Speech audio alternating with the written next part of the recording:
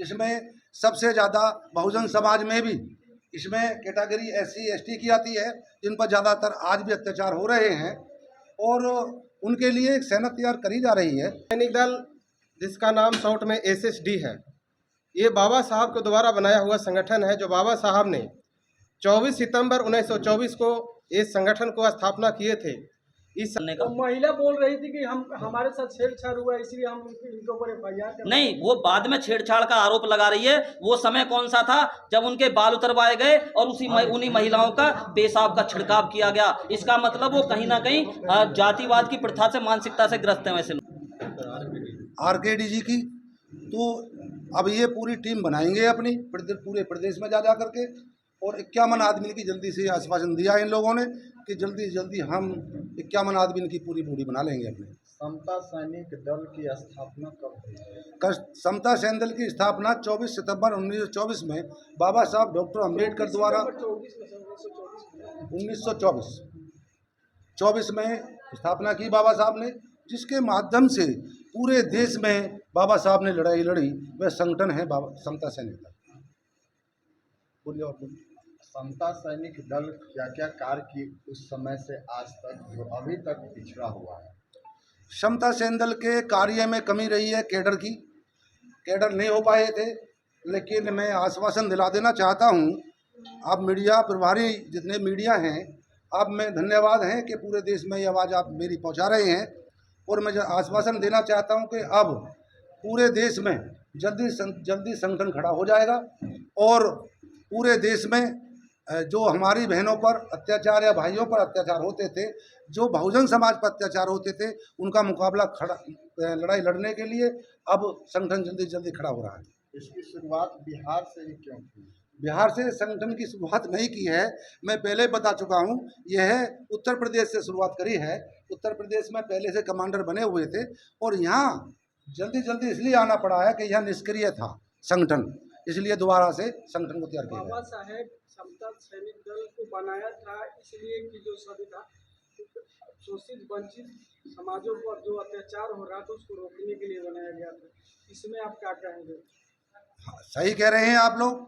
बाबा साहब डॉक्टर अम्बेडकर ने वंचित समाज के लिए ही संगठन को तैयार किया था, जिसमें सबसे ज़्यादा बहुजन समाज में भी इसमें कैटेगरी SC ST की आती है, जिन पर ज़्यादातर आज भी अत्याचार हो रहे हैं और उनके लिए एक सेना तैयार करी जा रही है। वो लड़ाई लड़ेंगे हम, और अब ज़्यादा हम 1 वर्ष में अपनी बहनों पर अत्याचार जितने होने उनको रोक देंगे, ये गारंटी दे रहे हैं। अत्याचार होती है लेकिन समता सैनिक दल कहीं नजर नहीं आता है। अब आएगा यादव जी,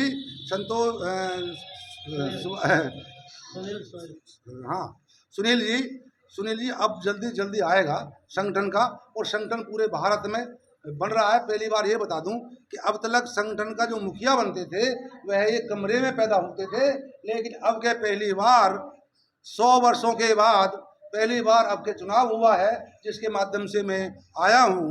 पूरे भारत ने मुझे चुना है और अब कैडर के अनुसार ही संगठन सैनिक चलेगा। अब तक ऐसा नहीं हुआ था, लेकिन अब ऐसा होने जा रहा है। कैडर मतलब अब कैडर चलेगा ना? बाबा साहब का जो कैडर बनाया हुआ था, आप लोग कैडर को चलाएंगे ना? जी, हम कैडर के अनुसार ही संगठन को तैयार करेंगे। बहुत बहुत धन्यवाद, आप समता सैनिक दल की आवाज़ को पहुंचा रहे हैं। तो जितने भी यहाँ तमाम उपस्थित मीडिया हैं, सबसे पहले मैं उनको बहुत बहुत धन्यवाद देता हूँ, जो आज बहुत साहस के साथ निस्वार्थ भाव से इस सभा में आ करके और एक न्यूज़ चलाने की काम करेंगे जो देश दुनिया देखेगा।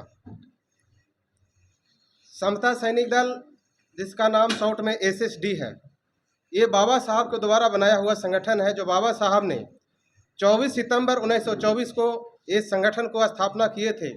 इस संगठन अराजनैतिक है। ये संगठन जो है अराजनैतिक है, ये पॉलिटिकल है। ये जो संगठन है स्वतंत्रता, समानता, न्याय, बंधुत्व पर आधारित है। और इसके लेकर के हम लोगों को जो जिम्मेवारी दी गई है, प्रदेश प्रधान महासचिव का जो जिम्मेवारी दी गई है, मैं अपने जिम्मेवारी को निष्ठापूर्वक जो भी समस्या होगा हमारे समाज में, जैसे अभी बोला गया SC ST OBC माइनॉरिटी समाज के लिए कहीं भी किसी प्रकार का कोई परेशानी आता है, सूचना मिलता है, हम दल बल के साथ अपने सेनानियों के साथ मैं घटनास्थल पर जाने की काम करूंगा और वहां इस तरह से एक सभा लगा दिया जाएगा और निष्पक्ष रूप से वहां मीडिया महोदय को भी समर्थन और सहयोग लिया जाएगा और वहां जो भी घटना होगा उस घटना के बारे में जानकारी लिया जाएगा और एक आवेदन तैयार किया जाएगा और शासन और प्रशासन से मिलकर उस आवेदन को थानाध्यक्ष को दिया जाएगा कि सही सही धाराओं में न्याय संगत आप जो है इस FIR करने की काम करिए, अपराधी को पकड़ने की काम करिए और जेल भेजने की काम करिए।